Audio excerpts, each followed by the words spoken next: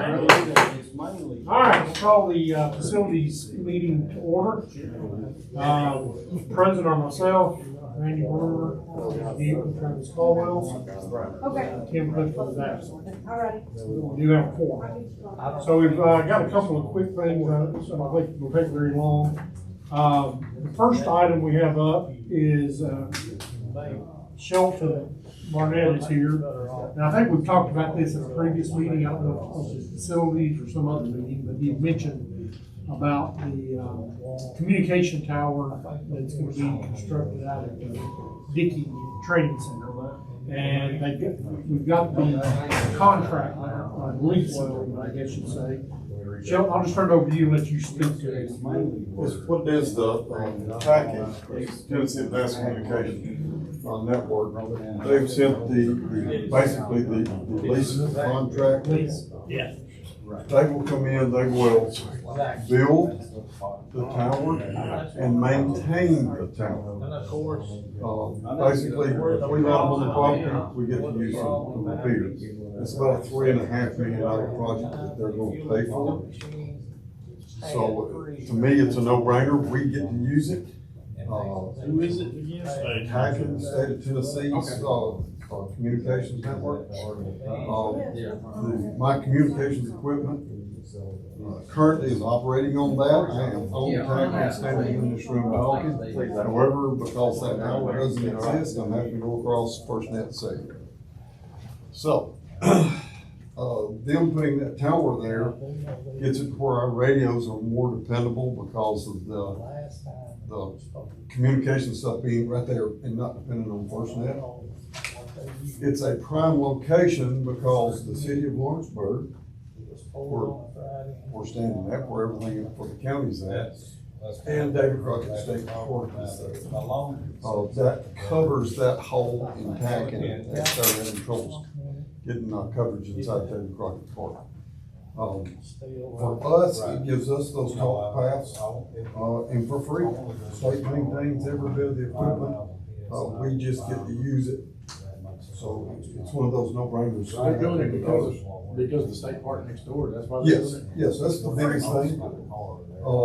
The state park, they're having to use cellular backhaul also. We're gonna try to get away from that, try to get onto our own network, something that we control. So that tacking setup is pretty decent. Yeah, it's gonna go back right over here. So essentially, the lease is just for the real estate that we set the tower. Yes. They should have in their packet, they brought a surveyor down, they show On page 9. the surveys, how they're gonna put a fence up to protect it. There'll be a couple of things that we'll have to look at and work out, and that's in this contract. It's how the road will get in there, how they'll get in to do the maintenance on the tower. So we have to put the road in. Now, that'll be how it'll go, all that'll be into that. It's just totally theirs. It's basically, we're getting all this for no cost. And it's something that we can use. If y'all heard the mess that was going on with the escapee from Lauderdale County, we were down on the south end, down there in Iron City, and the sheriff's department communications did not work. We were having trouble out of the cars, even talking out. I went and borrowed several tacking radios, and what we did was we hung those on the groups, each group, and that allowed them to communicate down there. So this should fix that? Yeah, that'll fix the holes in here for tacking. The tacking's where it's going to. The equipment we're using right now was state of the art in 1978 through about 1985 in Europe. They threw it out in the late 80s, and the United States started picking it up.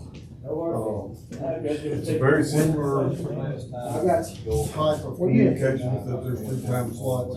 What they're looking to do is they'll put up what's called a 6-pack in. That's 6 radios. There's 2-time slots per radio. Just 12 talk paths. One of the talk paths is for control channels, so you're down to 11. So when you have 11 full-time conversations going on at the exact same time, and that's far superior to what we've got right now. Essentially, what we need is this committee to approve it, to go to the full commission for final. This is a zero across Yeah. lease, correct?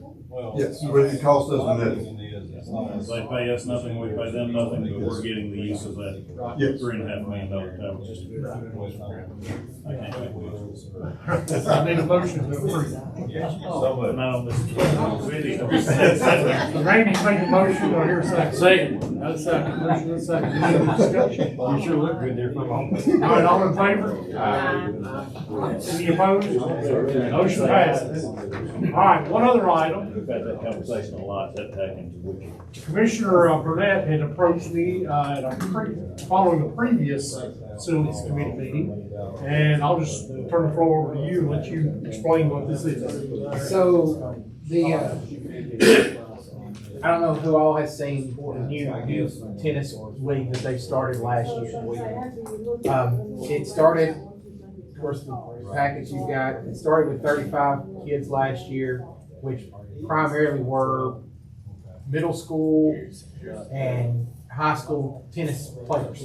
They're all, half of them on school teams somewhere.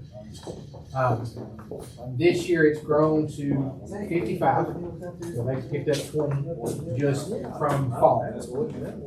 But they come to me because I don't know why I was going to pick, but they come to me wanting to try to get some kind of information on doing an indoor facility. Of course, I told you, well, I know the county don't have $30-something million to turn around and build a giant tennis building with a bunch of courts in it. But the director of it is Heather Smith. She's a PE teacher out at David Crockett. But she has kind of come up with a proposal and started looking into grants that possibly could get to build or help fund it. I know she's approached the city about it. What I understand has not gotten much input at all from the city or anything. But they're looking at trying to see what we could do as far as the county wise to, if it's okay to start looking at grants to do this, because it's not something that the tennis association itself would use. It would be probably a county facility or city facility. But like the packets that you've got, she's going through different things, what else it could be used for. Wanting to look at adding not only like, let's see, I had it in here, I found it earlier, now I can't find it.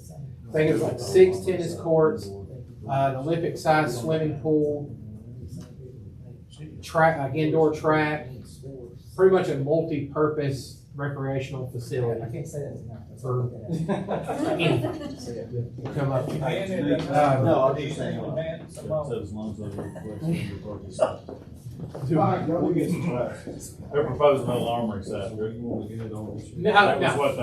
Well, they mentioned it.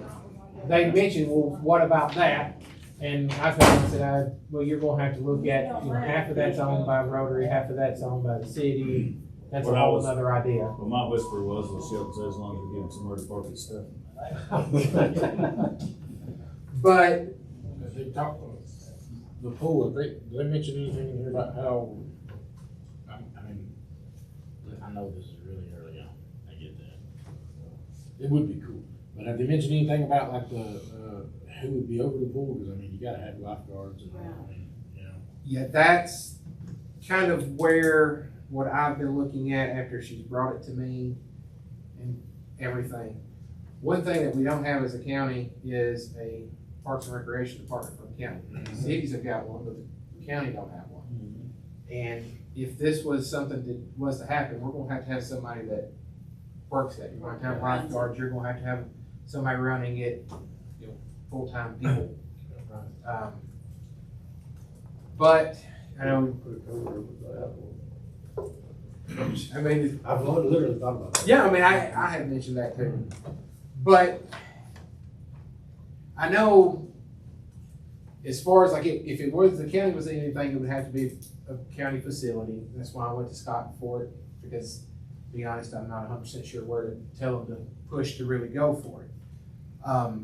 she did give some information, last 2 pages. The United States Tennis Association, they offer grants to help build them, help maintain them, a bunch of different things like that. I think they're more wanting some kind of idea is if they pursue it, trying to push for it, is the county gonna be willing to try to help with it? Or is it gonna be? I guess the big question there is, number one, what's it gonna cost? Yeah. How much of it will grants pay for? You know, so what kind of, and it'd be ideal if we could somehow partner with the city on something like that. I'm just spouting my opinion here, but, also, I know, I mentioned to Randy and Nancy earlier, South Central Tennessee Development District, you know, they have people that do recreation grants and all for cities. It's really easier for a city to get those kind of grants than it is for a county. So that may be another way they want to pursue it and just see what's available. And maybe come back to us then and say, okay, we estimate it's gonna cost $30 million and this is about how much grant we can get, and then we can make a little better informed decision about is it something we want to jump into or not. And that's what's kind of what I told them, that's some of the stuff I've looked up through it since I've talked to her and brought it up, is if the county was to really push for a grant, Yeah. we would have a better shot if we had that Parks and Recreation Department and director. And there's several grants you can get with Development District and USDA does them. There's actually federal grants, I say today, that if you have a rural community that doesn't have a Parks and Recreation Department, you can get grants to get that started. You know, that's the thing. But I told them I would get it in front of people to at least get eyes on it. The discussion. Anyway. I can't speak for everybody, but myself, I wouldn't mind helping out in a deal like, you know, if we can, when the time comes. Of course, you got all your ducks in a row. But I think if the county helps out in building the thing, then it needs to be a city-run deal afterwards, because it's right there in the city, it's right beside, they know how to run that crap. Well, that's the thing too, like right now, as far as that, there's no, somebody had mentioned, well, what about the old armory, just because they know there's a building there that they condemned. They don't have any idea of like, we want it here, we want it there. They're looking at the growth that the tennis association has in the schools that all have tennis courts that are not great, to be honest. Every county, every school's courts around here aren't good. But that's where they're coming from it with, is we don't have a place, we'd really like a place. Can the county start looking at it or give them the okay to say, hey, look at it, see what you can come up with. Look at what grants you could come to figure out. Because I think she's got in here estimated somewhere around like $37 million to build what she talked about here. And that was like 6 tennis courts, swimming pool, and I forgot what all she's mentioned. But again, like I said, told her I'd at least get it in front of the facilities committee and see, you know, if it's something county might be interested in trying to help with, if they can actually get enough ducks in a row to look at it. Well, I mean, I appreciate you bringing it forward, because you gotta get the conversation started at some point, so. Yeah, if we can get a little more information, then we can revisit it. But that's sort of how I would leave it at this point. I don't think they know enough or we know enough to make a decision yet. And I'm assuming that the potential revenue, that they've got listed here, which is awful ambitious, by the way. Yeah, I thought that it is. I'm assuming that would, go toward paying down any kind of a note that you had to take out to invest in this. And it's possible you could generate some tourism stuff off of it, you know, tournaments. You could, because I know they have done one tournament. They've got another tennis tournament coming up at the end of this month, the 20s. Oh, they got 300,000 for that, plus tennis camps, Yeah. including tennis camps, and. I will say, I do know, I did go to their tournament that they went to last year in Chattanooga, and that place was packed. There really is a big need for indoor facilities. And they, you know, you got indoor soccer now, you got You do. volleyball. There's- There's a big draw of people from a lot of places to. And there's several, like those sports that I don't think she's even taken into account and put in there that say if the county was to, again, go that route, there's money to be made to do it. I don't know I that agree. it'd be that ambitious that quick, but It's run by the government, it'll never pay for itself, sure. just saying.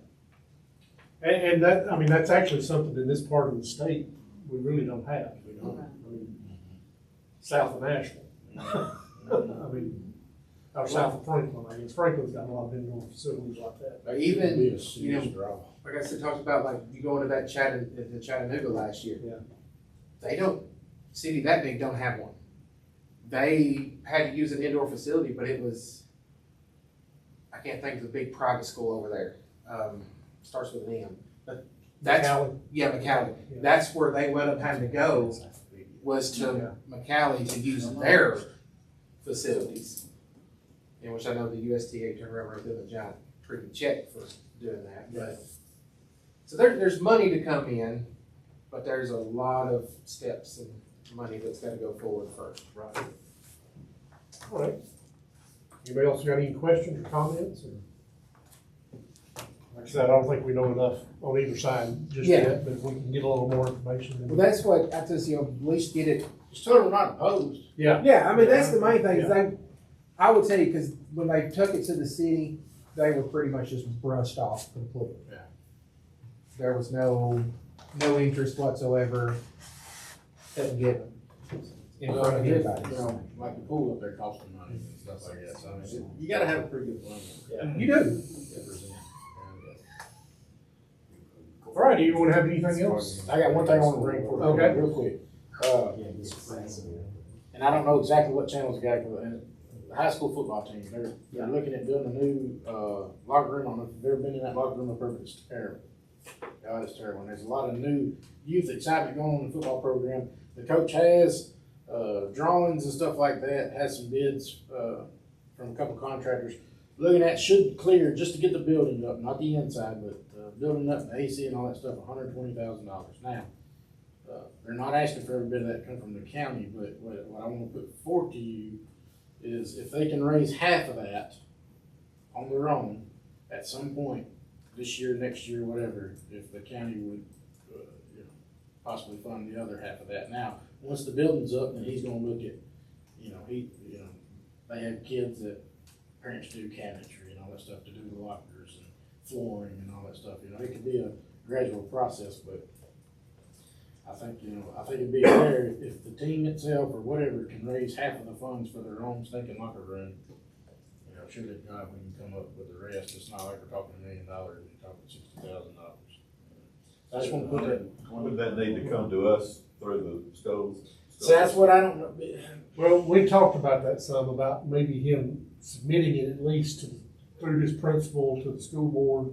So they know about it already, but they've got it on a 5-year plan, right? I don't know. I kind of got to figure out some more of that, just right. But coming from the school, it's weird. But Of course, I think the concentration LCHS has now is wanting to get that multi-use building. yeah, I think that's why he kind of gets brushed off a little bit. Yeah. But, I wonder if that's gonna be a thing. huh? Yeah, no. But, Multi-use. that's coming down the pipeline. I mean, those facilities are terrible. I mean, I can take anyone, in any time, if any of you want to see it, I'll holler at him, he'll take you in there. But, And I know they have, the school has a big plan set out, they gave that to us in that budget committee. Right. So, I'm figuring that Lawrenceburg's football, the it's locker not rooms involved in probably look, well, where I'm going is I'd say Lawrenceburg's football locker rooms look probably about like Summertown's basketball locker rooms. that. Yeah. They probably still have the same smell they had. Hey, when I- listen, if Summertown, they want to raise half their, I think that's a fair deal. They raise half their funds.